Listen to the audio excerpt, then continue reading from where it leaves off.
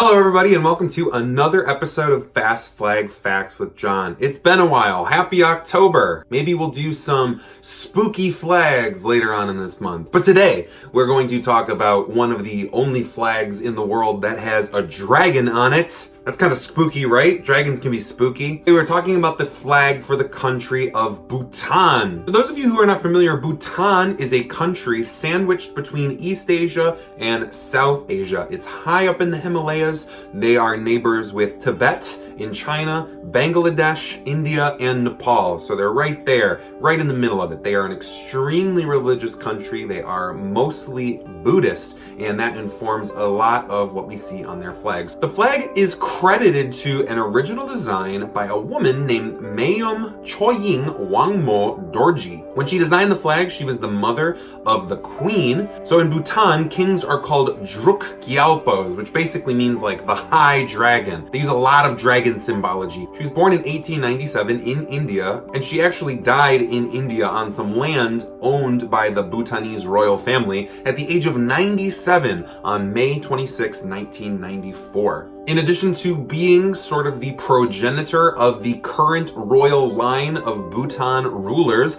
and the designer of the flag, she was very involved in a lot of Bhutanese politics throughout the 20th century. She represented Bhutan along with the prime minister at the Indian Bhutanese Conference in 1947. She was not originally born to the royal lineage, but she kind of married into it. And as the mother of the queen and eventually the grandmother of the king, she was later given a royal title. She was very interested in education, and she was extremely religious. That's kind of all that we know about her. So what is on the flag? The flag features a diagonal bicolor. So we have two triangles, the upper triangle yellow and the lower triangle orange. And right in the middle we have a dragon, or a druk, as they are called in Bhutan. These dragons are key to Bhutanese mythology. As a matter of fact, the Bhutanese word for the country of Bhutan is Drukyul, which is the dragon kingdom. The dragon is holding some crystals, or norbu. So the color yellow is the civil tradition. It is part of the governmental color. It's actually the royal color of Bhutan,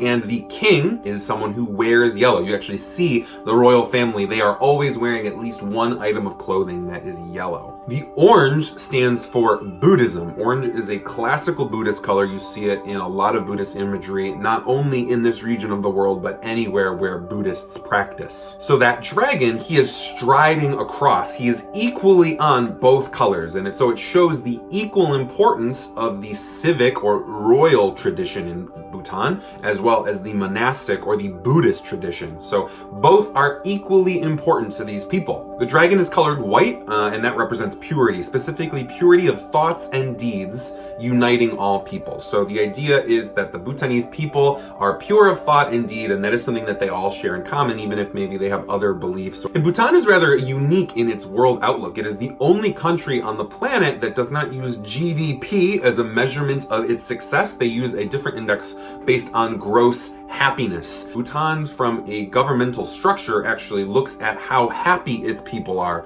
and they use that as their yardstick for success. So the idea of purity and thought and deeds and treating each other with kindness and equality is something that is very important to the high-level philosophical beliefs of these people. The jewels, or norbu, that the dragon is holding, they represent wealth and security, as well as protection of its people. The dragon is shown snarling, which is supposed to represent the idea that the Bhutanese deities, the gods of the Bhutanese people, will protect the land of Bhutan. Like, hey, don't come here and mess with these people, because I'm a dragon. For the first instance of a flag dates to the year 1947. This is when Bhutan was invited to a conference in India. The Indo-Bhutan Treaty was signed, and the Queen of Bhutan at the time felt that a flag was going to be needed. Basically like, hey, we're going to come to this conference in India, and so we need to bring with us a flag to kind of represent our people. And so as the story goes, she asked her mother to come up with a design for the flag. Now, some accounts say that the king, a man named Jingmei Wangchuk, asked his mother-in-law for help on the flag. I'm not really sure which story is true. Kind kind of like the idea of the queen asking her mom, but it could be funny thinking about the king asking his mother-in-law for help. So Mayam Choying Wangmo Dorji came up with that original design, and she asked the court painter, a man named Larit Ta Ta, to help embroider and actually put the design that she came up with into the flag.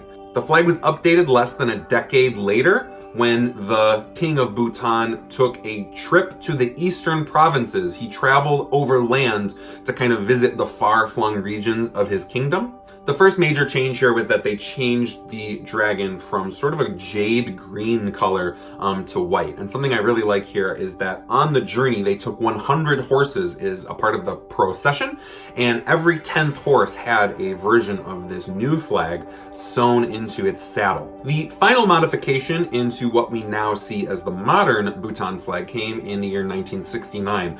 These final changes were that they changed the ratio so that the flag had originally been square, but it became rectangular. They actually matched the ratio perfectly to India's flag. The king in 1969, he had seen the Indian flag and he liked how it fluttered better in the breeze. They also changed the red to orange, again to match the idea of Buddhism. These changes were at the request of the king, but the direction was given to the secretary of the king, a man named Dasho Shankar. So he probably gets equal credit for the modern version of the flag. Ultimately, there are not too many places that you can see this flag. It's a very popular flag in its country, and even if you aren't seeing representations of the flag, you are going to see a lot of yellow and orange and dragons if you visit Bhutan.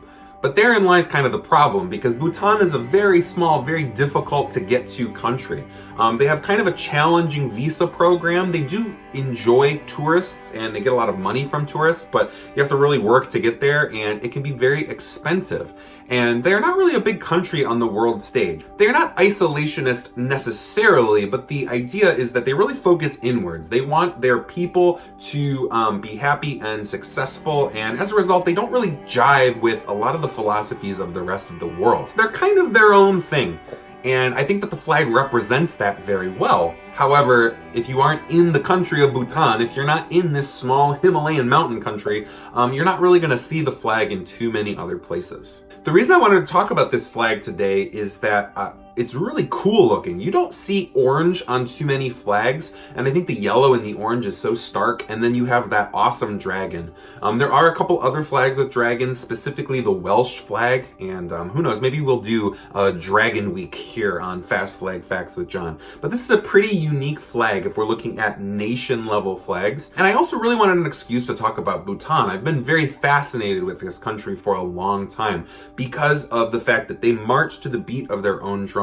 Especially if we are looking at the fact that they are sandwiched between these two sort of modern powerhouses of India and China, two countries that are among the largest populations in the world and have some of the greatest economic output. Bhutan is not really interested in those things, and I find that totally fascinating. That does it for this week's episode of Fast Flag Facts with John. As always, I do the spiel. Please like and subscribe. Please tell your friends. Next time on Fast Flags with John, let's do kind of like a spooky flag, right? It's October. And the spookiest flag that I can think of is the Jolly Roger. So let's talk a little bit about pirates and the history of the skull and crossbones flag. See you guys next time.